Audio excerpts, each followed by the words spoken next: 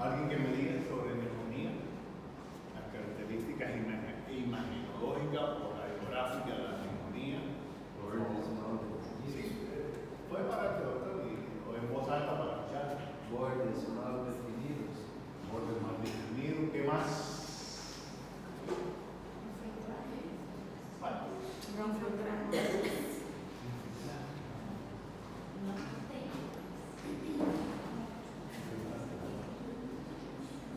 Alguien que me diga la característica de la neumonía, doctores.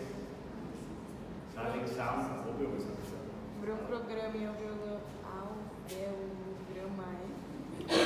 Broncograma e Broncograma aéreo. Sí, estamos. ¿Se entendió? ¿Qué más?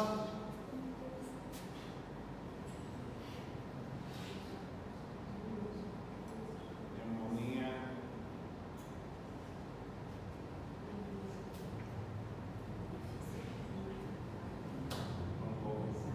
¿Qué más sobre neumonía? Bordes mal definidos.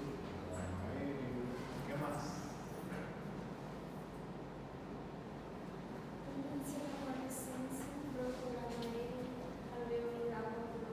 Oh, what? What? Tendência com licença.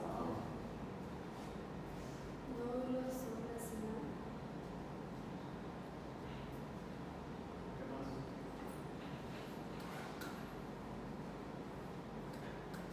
Hay que estudiar, doctores, hay que por lo menos repasar algo. No se acumula, pues no medir y es peor. Después a la hora del examen no podemos memorizar, porque no hay un ejercicio previo que ejercitar la mente, no las cosas que ejercitar no. ¿Por qué ustedes piensan? ¿Que van a leer y ya van a memorizar el 100%? Jamás va a pasar. Queremos, pero no es así. Tenemos que ejercitar, la memoria se ejercita todos los días. Por eso hay que ejercitar.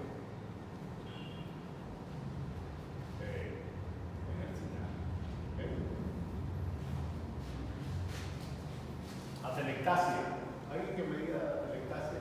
Las características radiológicas de la atelectasia. Escucho.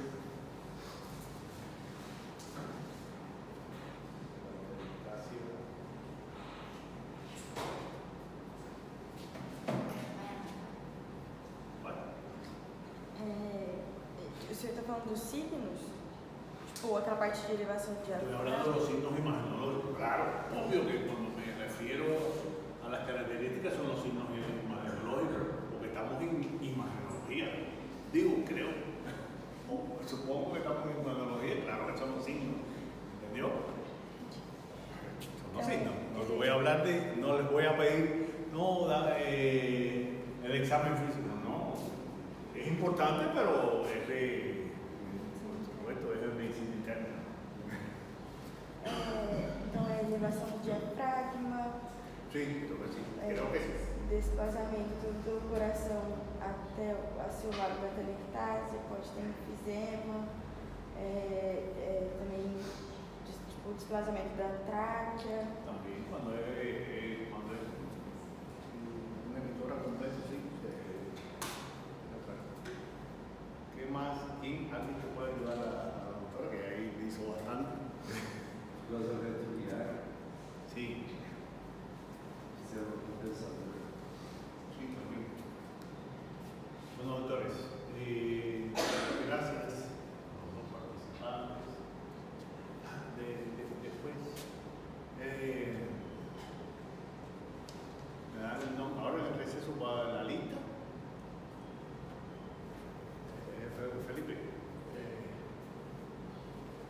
vamos a hacer algo que participan, pero vamos a dar la puntuación. Doctora,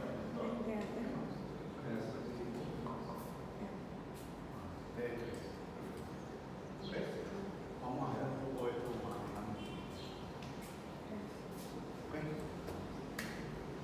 Entonces está bien.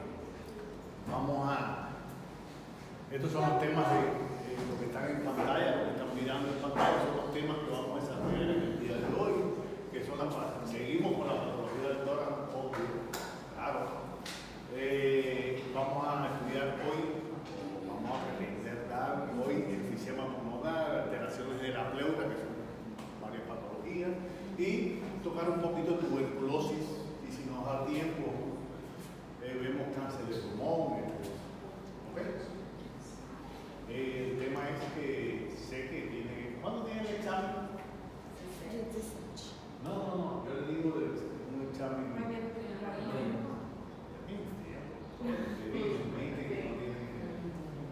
Nada más para estudiar, por favor.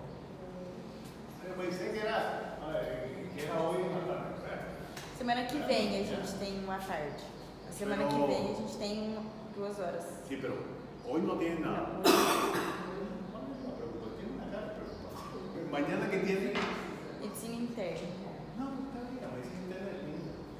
Claro, porque hay que mirarla desde un punto de vista. Yo soy médico, tiene que crear, ¿verdad? Tiene que hablarle al subconsciente, ¿verdad? Y decirle que es linda la medicina interna, es la base de la medicina, ¿verdad? Lo malo hay que ponerlo bueno acá, porque a veces no. Psicológicamente, nuestra mente la podemos bloquear. Es difícil. Cuando tú te creas repetidamente una idea, entonces se hace realidad. ¿Entiendes? El intelecto no se abre. Por eso hay muchas cosas que nosotros en nuestra vida no alcanzamos. Y no es porque no podemos alcanzarlas. Es porque nosotros somos incapaces de abrir nuestra mente, el subconsciente, ¿verdad? Y el subconsciente todo el mundo sabemos que se entrena, ¿sí o no? ¿No? Y entonces el entrenamiento es para la supraconsciencia. Porque lo consciente es lo que vemos acá. No se puede, desaparece, lo puedo, ¿no? Esa es la conciencia. Que a veces es bueno, a veces es ruin. Nuestra conciencia es muy limitada. Por eso, si tú practicas la supraconsciencia, ¿verdad? Con ejercicios de la supraconsciencia, abre más el intelecto. Y bueno, busquen por internet los ejercicios de supraconsciencia, pues tampoco se lo voy a decir. Me lo voy a dar esa consulta médica. ¿Verdad? Y así es como atraemos entonces las cosas positivas, doctores, por ejemplo, abrir nuestra supraconsciencia para aprender un poquito de enfisema pulmonar, que es lo que vamos a ver. ¿Ok?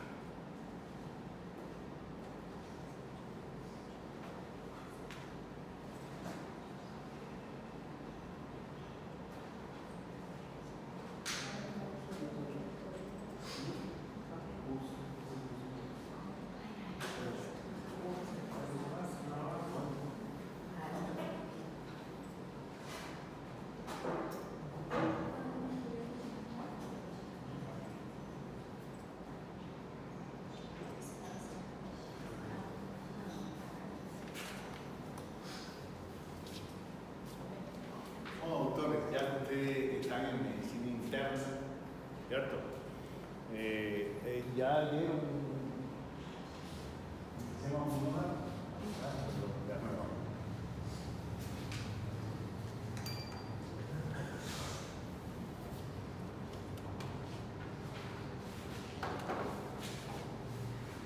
Ya dieron patologías del tórax en medicina interna.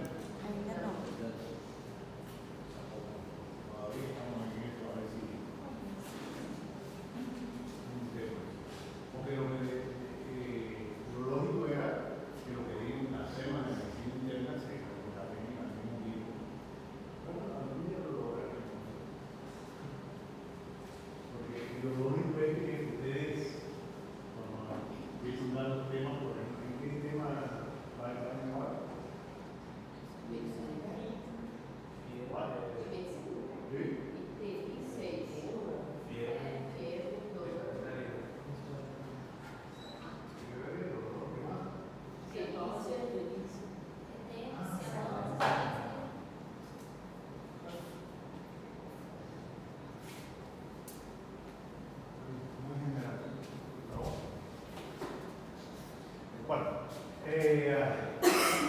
Nuestro primer tema, enfisema pulmonar. ¿Qué es el enfisema pulmonar? Que es lo que vamos a tratar hoy.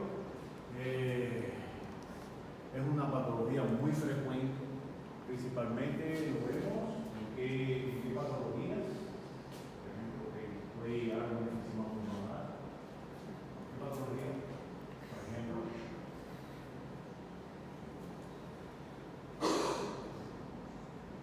el ano bronquial.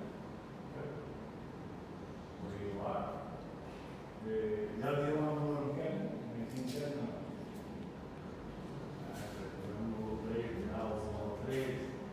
Y bueno, el celular mejor, quizás necesita otra nueva clasificación de ano bronquial. Eso es la profesora o el profesor de medicina interna se lo da. ¿Quién es tu profesor? ¿Aquí? ¿Dónde? Está bien, muy buen profesor. No. Pero bueno, seguro que no.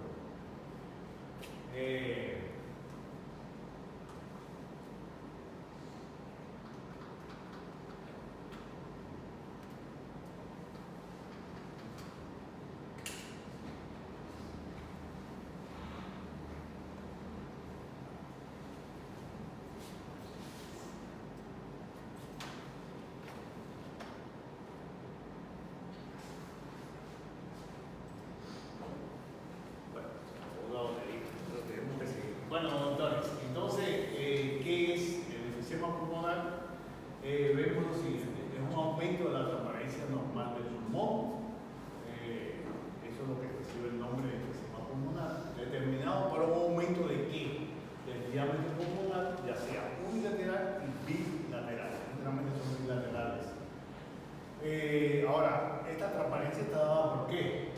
Por la formación anatómica de tramas vasculares, ¿verdad? Por lo tanto, hay una reducción del calibre de los vasos y cambios en su situación normal, que están dados por la gran disminución pulmonar y una destrucción pulmonar. Quiere decir esto, lo que se traduce, lo que ustedes ven ahí en tanto concepto, que cuando hay esta destrucción pulmonar, ¿qué hace? Fisiológicamente, trata el pulmón de expandir, ¿verdad? De expandirse. ¿Por qué? Porque hay daño pulmonar. Entonces, por supuesto, hay circulación colateral. Ustedes ya conocen anatomía, dieron circulación colateral, entre otras cosas, ¿verdad?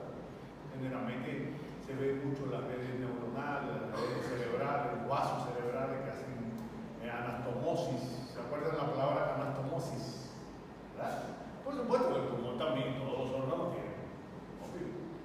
¿Está claro? Entonces, por supuesto, este mecanismo de defensa hace que vayan expandiéndose, ¿verdad? Cuando hay una destrucción, que es el enfisema, y por eso ese crecimiento que hay, ¿verdad? Un tórax enfisematoso que se ve, por ejemplo, se ve así, ¿verdad? ¿Y a qué conlleva esto? Bueno, a los alveolos, ¿no? Estos alveolos que todos conocen, los poros de Koch, ¿no? Que están dentro de los alveolos, esa intercomunicación con ellos. Entonces, esas paredes se van rompiendo en los alveolos, ¿cierto? Y damos un contraste, por supuesto, esto que ustedes ven ahí. Un daño a nivel ¿qué? Alveolar. Y entonces ahí está el ejemplo típico arriba. El abajo está normal. ¿Vieron? ¿Se dan cuenta? Abajo está normal y arriba está el dañado. Entonces, ¿qué es lo que se pierde? Estas paredes que tienen los alveolos se van rompiendo internamente y por supuesto la destrucción progresiva y el tejido circundante. Esta enfermedad va, por supuesto, va avanzando, presenta grandes quistes de aire, que todo eso, que estas características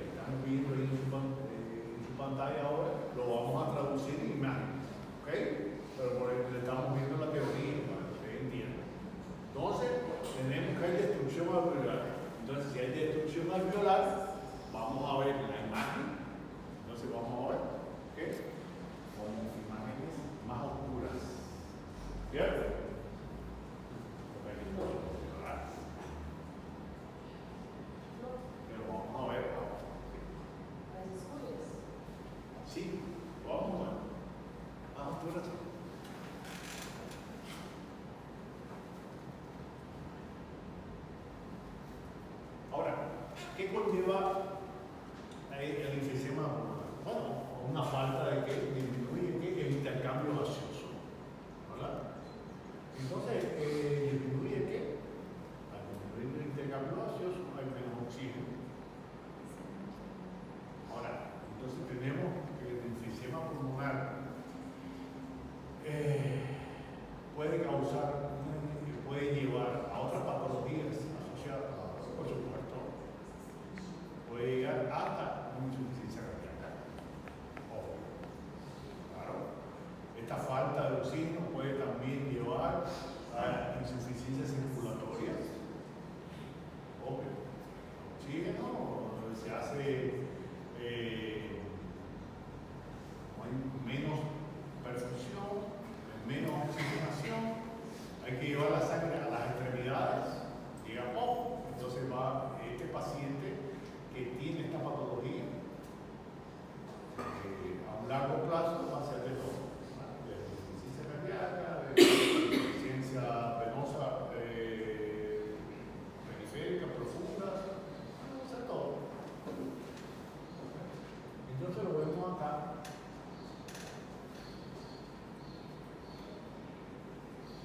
Por ejemplo, entonces lo que pasa es la pared del capilar. El flujo se disminuye.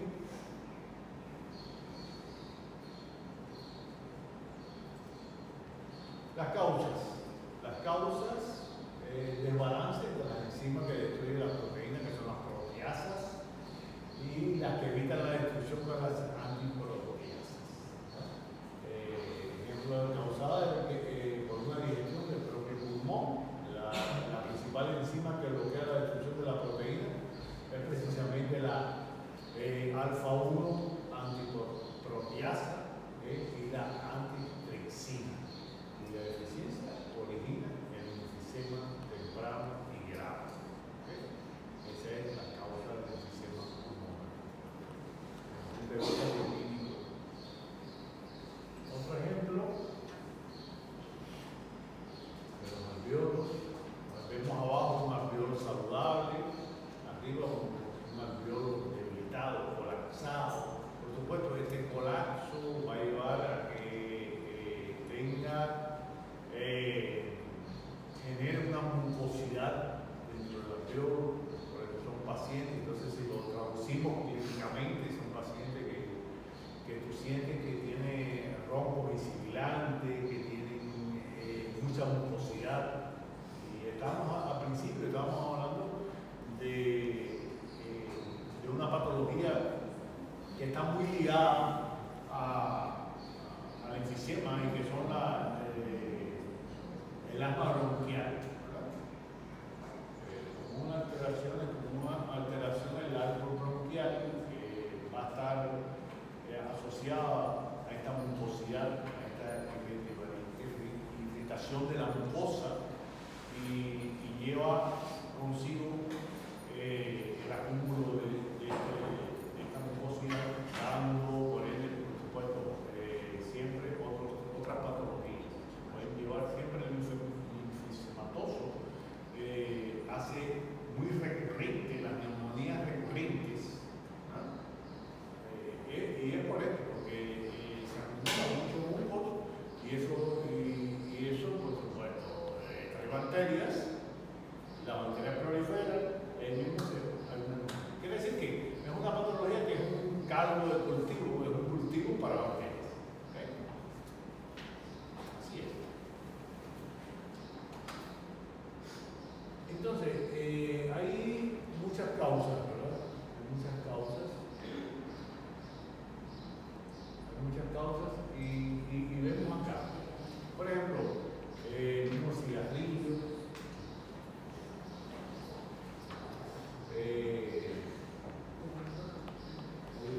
principalmente el tabaquismo, ya sea el cigarrillo, ahora lo más moderno es el vapor, puede ser vapor, que no recuerdo mucho, pero bueno. Esos son ahora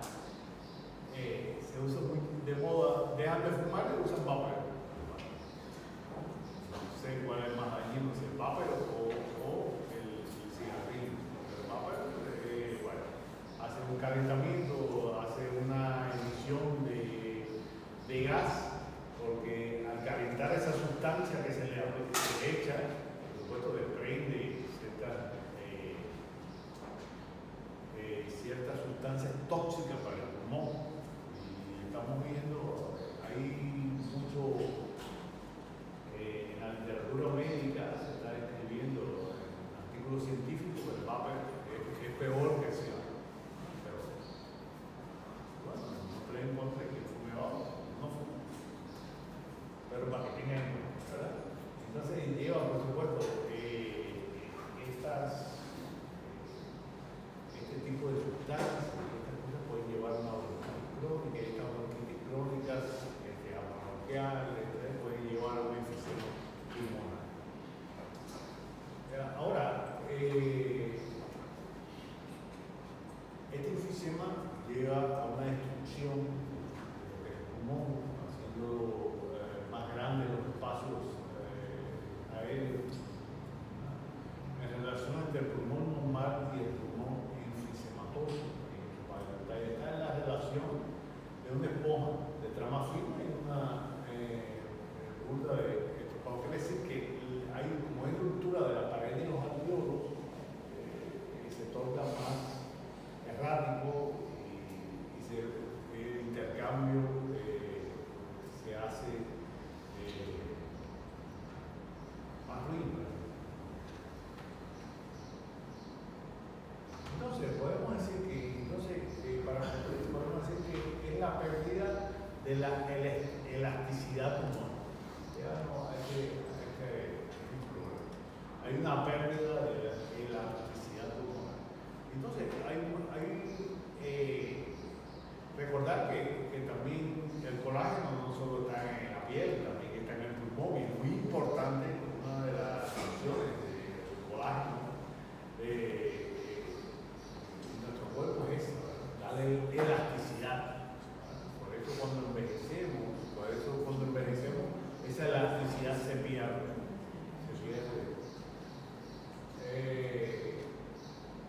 Y hay una destrucción, por supuesto, conlleva una destrucción del sistema alveolar y el colapso de cada uno de ellos. Y lo que lleva principalmente esta destrucción, se lo hace una traducción clínica, lo que lleva es una falta de aire o una disnea, que puede acentuarse de menor a mayor grado. Depende del grado de eficiencia, depende la extensión de esa lesión pulmonar. Los factores, el tabaquismo, principalmente el tabaquismo, la inhalación de otros humos, como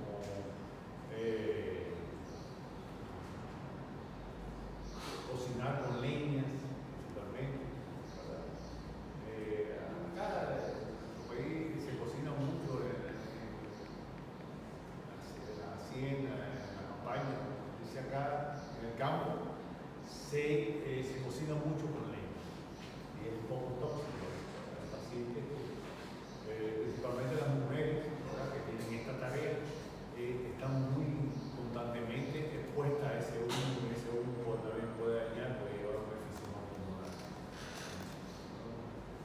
Ahora es menos, ¿verdad? Ya estamos más modernos, ya la cocina a gas, esas cosas.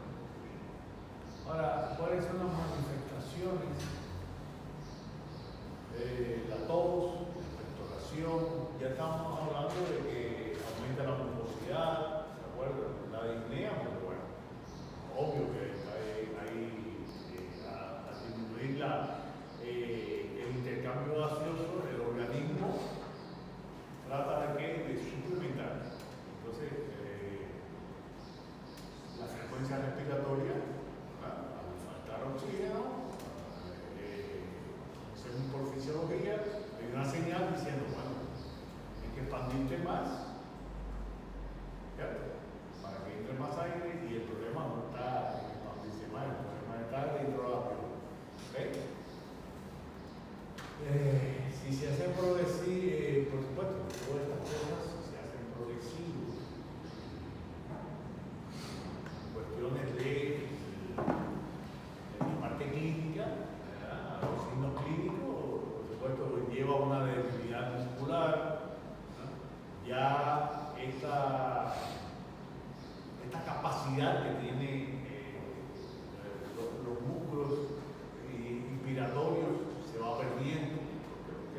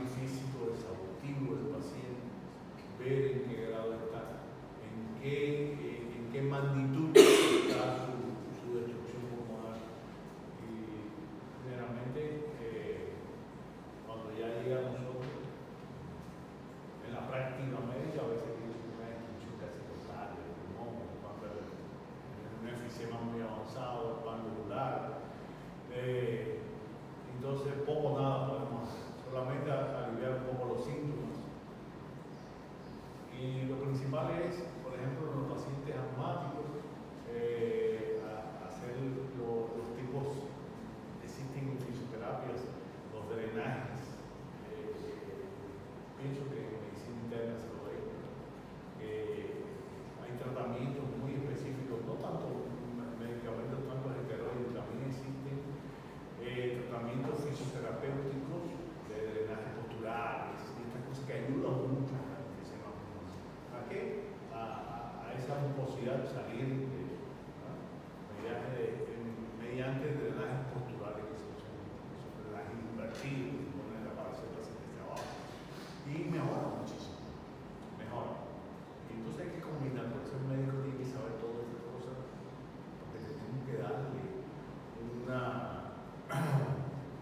un tratamiento íntegro al paciente, porque no solo doctores, y siempre les digo, no solo comprimidos. Nosotros hemos fijado dentro del cerebro, no, comprimido, jarabe, no, la salud no es con comprimido y jarabe, por Dios, no. Hay que saber del eslogan ese, cuando yo estudié medicina, que todo era como, no. Siglo XXI, la medicina ha cambiado, tiene un rol importante y no es solo con medicamentos, es integrativo, es ver al paciente de forma holística. Verlo, no lo podemos ver aislado al paciente, porque si lo vemos aislado no es pulmón, no. Si tiene un estrés añadido, si tiene un problema psicológico, casi todos los pacientes con enfermedades, llámese cáncer, que están muy asociados a síndromes depresivos, síndromes de traumas. Estamos hablando de artículos del paper de la revista prestigiosa a nivel mundial, que hablan de esto. No estamos hablando estoy hablando por imaginación, es por el fundamento científico. Ya se está hablando que hay una causa, que es un causal, una causa desde el punto de vista psicológico que altera el sistema fisiológico de la. Entonces nosotros cuando llegue el paciente, nosotros tenemos que verlo y tratarlo de forma integral, y el error actualmente es eso, estamos tratando al paciente primero un esteroide. No mejorar cuenta que está el esteroide y el esteroide, el efecto, ya ustedes están dando farmacología, ¿cierto? ¿Sí o no? Perfecto. ¿Ya dieron esteroide? ¿Sí o no? Sí. Ya dieron esteroide, ¿cierto? Entonces, los efectos adversos. Ahora, si tú ves los efectos adversos del esteroide,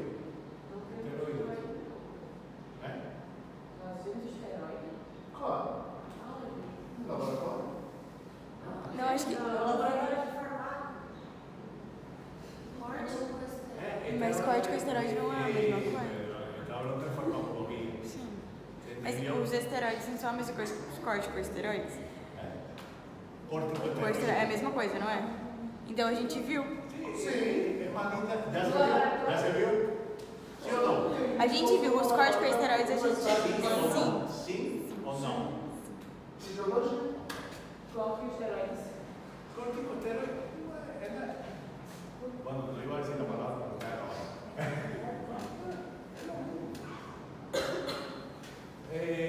a ver, se inventó en los años 40, 50. Alivia todo, ese es el eslogan, alivia todo y no cura nada. ¿Cierto? ¿Sí o no? Entonces, ¿por qué? Porque tiene muchas efectos deseables. ¿O no? ¿Vea? Los efectos de beneficio y los efectos de perjuicio, y te pongo una balanza 50 y 50. ¿Es bueno? No sé. A ver. ¿Entendieron? Porque hay que ver que lo que podemos usar para resolver en un momento determinado está bien, pero no para un movimiento, no, ahora no sirve. Ahí depende el del paciente. ¿En qué condiciones? Podemos usarlos cierto corto, mediano, largo plazo. Ver la causa, cómo podemos trabajar en la causa. Si no, eso es lo que está pasando. Porque a veces no trabajamos en la causa y lleguemos con el esteroide para que no venga más a la consulta. ¿Verdad? Y el médico vive así. Doctores, se vive así. Ese es el ejemplo que hay afuera. Un paciente enfermo que venga toda la semana y usted esté allá en Jesús.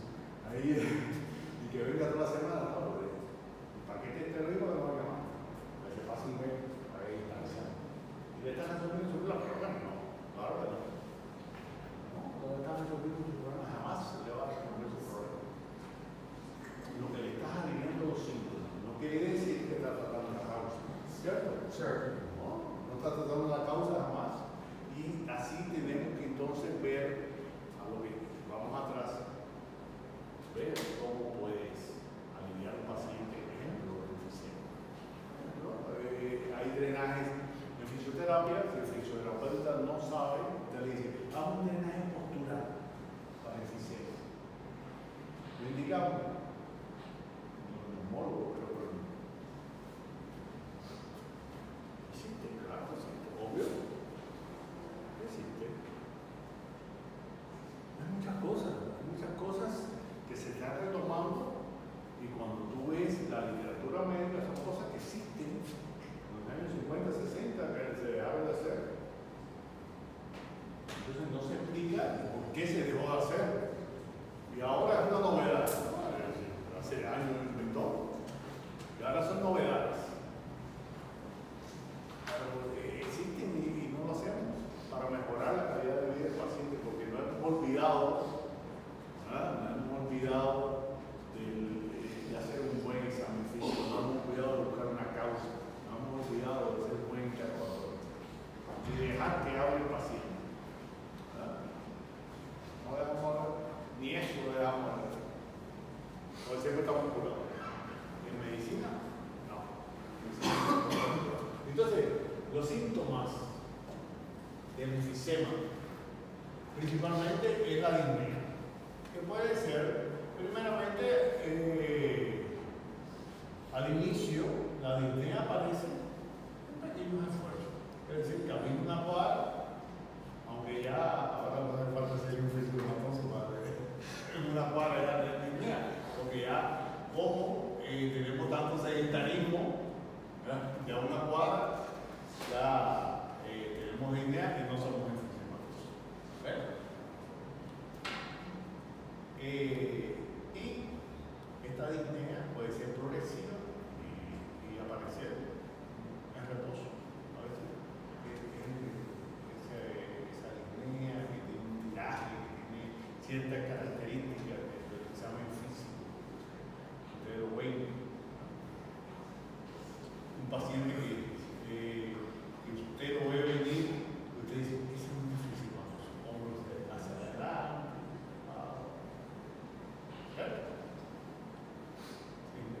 hombros hacia adelante, por la expansión del tórax. Generalmente viene, hace una sifosis.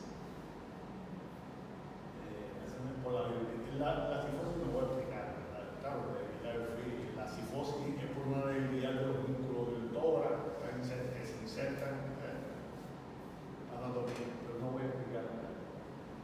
Que se da mucho en los ancianos, ¿sí o no? Y después, pues, se puede evitar, claro, directo hasta que te mueras porque te falta algo y todo el mundo piensa en cáncer. ¿Qué cáncer? No, los músculos que están débiles, ¿o no? Por eso te joroba.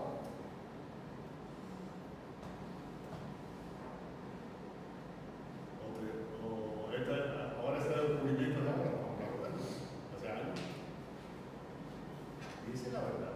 Entonces llegamos a este punto, ¿verdad? Entonces hay pérdida de peso, hay los músculos del tórax que empiezan a debilitarse, ¿verdad? Hay una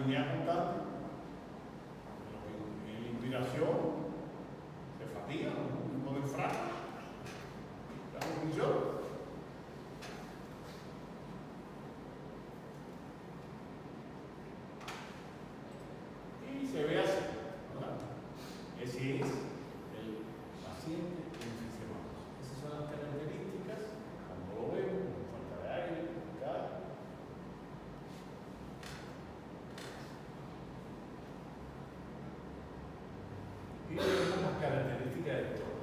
Un tórax en hiperinsuflación, aumento del predominio del diámetro antero-posterior, por ejemplo, un tórax ancho, grande. Claro, así se ve.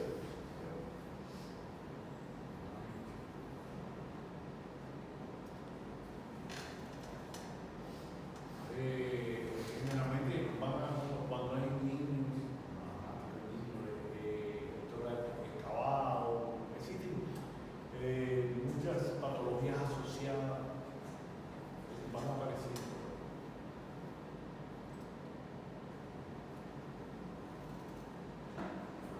Y bueno, el examen físico muestra una respiración rápida, laboriosa, muy superficial.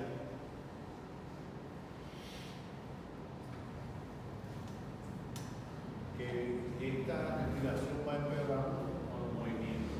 Ya primero habíamos hablado de que eran movimientos, por ejemplo, que caminaba 100 metros y se fatigaba, y se va haciendo más crónico ya en la casa, que caminan, por ejemplo, de la sala a la cocina o la sala del cuarto y ya se fatigan.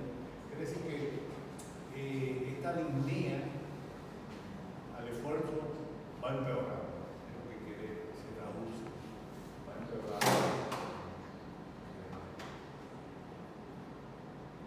Si ve así, ¿verdad?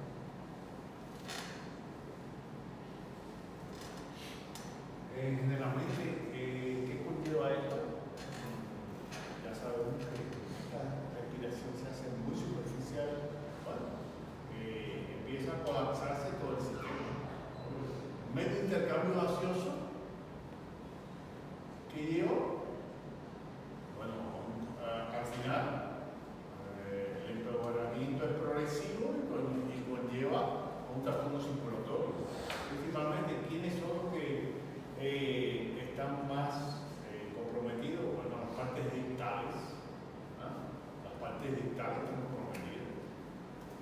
Con falta de circulación, menos oxígeno, entonces los grandes órganos le dicen acá, no hay que priorizar al riñón, al corazón, al cerebro, lo poquito que entra, hay que priorizar los grandes órganos esenciales.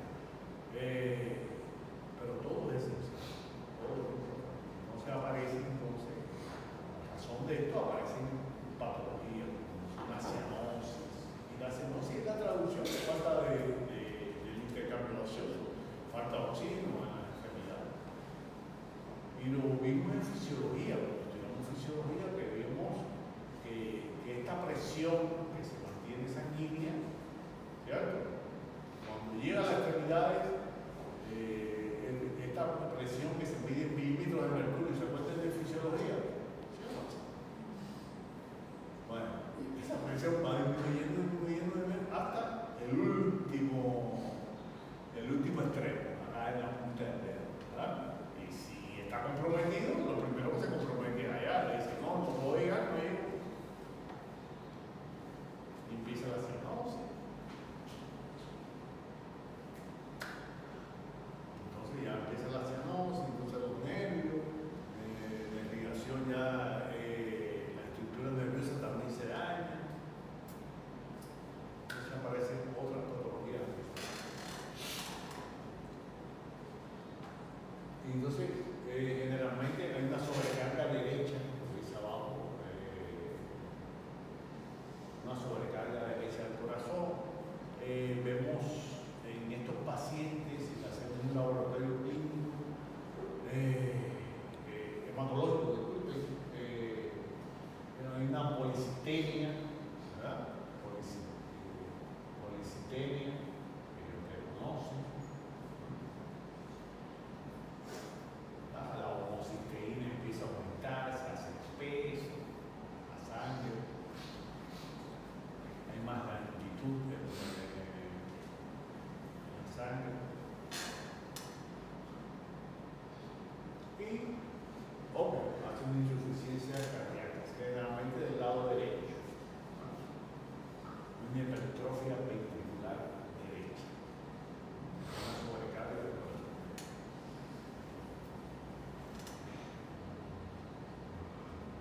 hay edema.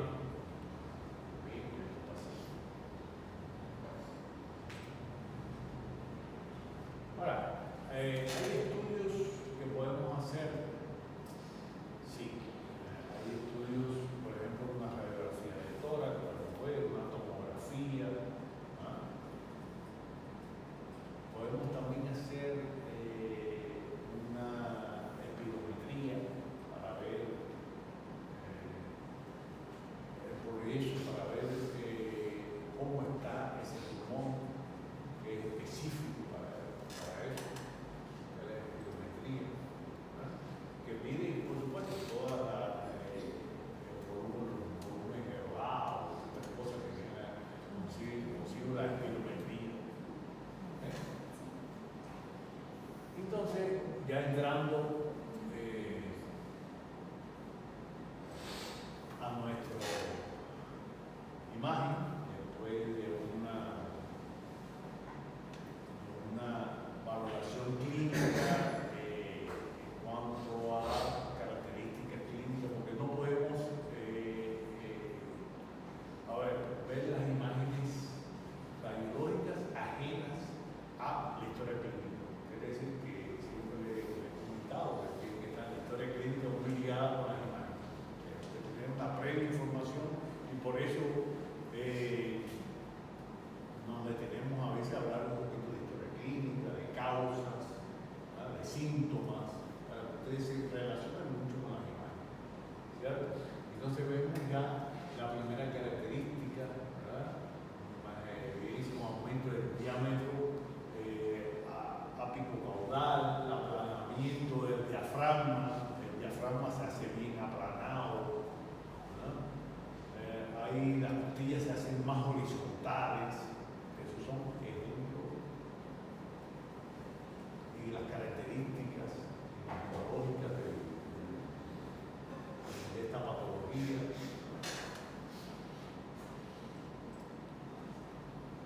Se hacen muy horizontales.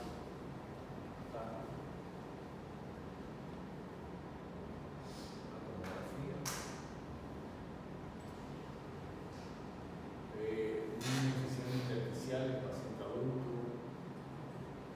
se ven, esas se llaman bullas.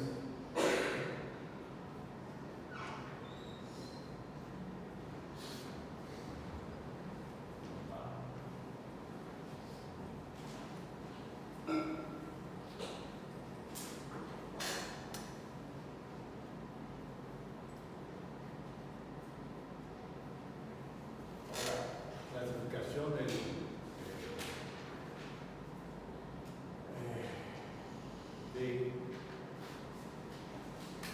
enfisema puede ser paracental, serino. Y fíjense en el serino, cambio en la elasticidad pulmonar. Entonces ahí falta colágeno, actividad física.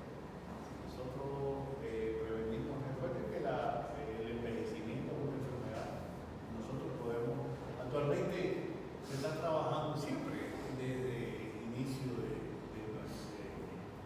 nuestra existencia en Antiguo Egipto, Grecia, siempre se ha trabajado en esta parte de aumentar la longevidad, el deseo de ser más joven, estas cosas. Y hay cosas ya en medicina, se está trabajando muy serio hace más de 10 años, y con más énfasis hace 5 años los descubrimientos son muy alentadores en cuanto a detención y reversión. ¿Se puede revertir? Sí. Y tenemos el máximo, un científico muy renombrado, David Sinclair, claro, el mejor genetista, uno de los mejores genetistas del mundo, jefe de investigación en Harvard, y es uno de los pioneros en revertimiento de envejecimiento antiedad. Y lo puso en práctica con su papá.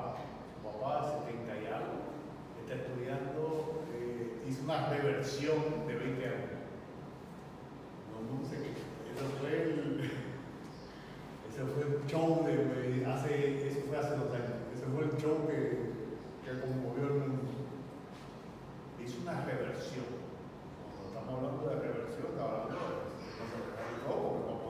estudiar, ahí será que haber una reversión completa, ¿verdad? Está todo en el neuronal, obvio. Hice una reversión a su papá. ¿Okay? Entonces, si todas sustancias anti-age, estas cosas que no voy a comentar, obviamente. ¿Me la sé?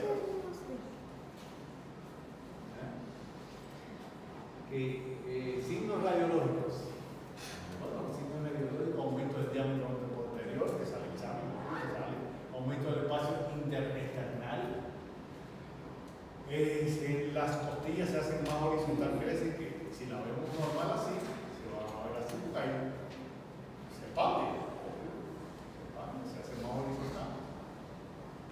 Y aumento de los espacios intercostales, entonces el llamado tórax endotélico. Entonces, en los pulmones, en el aparato cardiovascular, ¿qué otras características imaginológicas se ven? Entonces se ve que, podemos decir que se ve un aumento de la transparencia pulmonar. Importantísimo, siempre sale examen y esta es una característica clave, presencia de bullas. A veces se ve, a veces no. Sim. Professor, essa parte do aumento da transparência pulmonar, ele fica mais escuro? Falta más por ejemplo. Vamos a ver, cuando lleguemos ahí a la bulla, vamos a ver qué pasa en la bulla. Não, não, eu tô perguntando a transparência pulmonar. Transparente. Então, mas ele fica mais escuro? Hay claridad de oscuridad, pero lo vamos a ver cuando pongamos el ejemplo. Tá, No gracias. vamos a adelantarle, vamos a ir a pasito, así. Presencia del pulmón bulloso.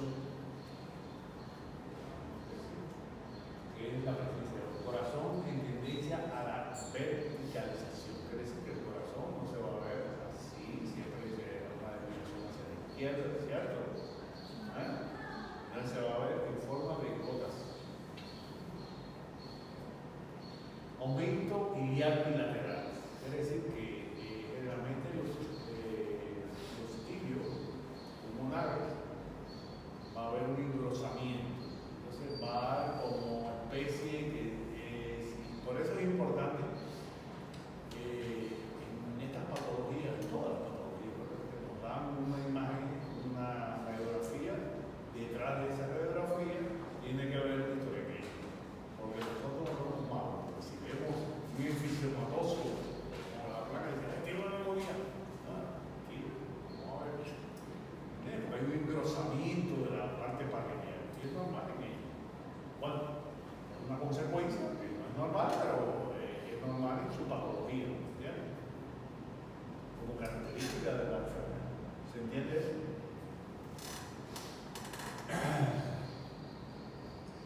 Debido la forma centricinal, debido a la circulación a áreas menos afectadas. Es una característica. Descenso diafragmático, aplanamiento diafragmático, dilatación diafragmático, movimiento diafragmático. Esas son las características en cuanto a la parte diafragmática. ¿Por qué? Porque hay una debilidad de esta patología. Ya lo vimos ya que afecta toda la parte de músculo respiratorio y también este músculo importantísimo que todos conocen, el diafragma, que participa también en la inspiración, ventilación, subiendo, bajando, tantas veces. ¿Okay? Y también se debilita. Y lo vemos. Y bueno, para no debilitarnos tanto, entonces vamos a poner eso. ¿Qué tal? Así tomo un café. Aí, 15 minutos. Ô, prof, é tipo, na prova, o senhor vai colocar tipo, sintomas clínicos ou não? Só a parte radiológica? Claro, te voy a poner los síntomas clínicos, pero yo te pongo los síntomas clínicos y tú me dices los síntomas radiológicos. Entendi. Tá, então, tipo,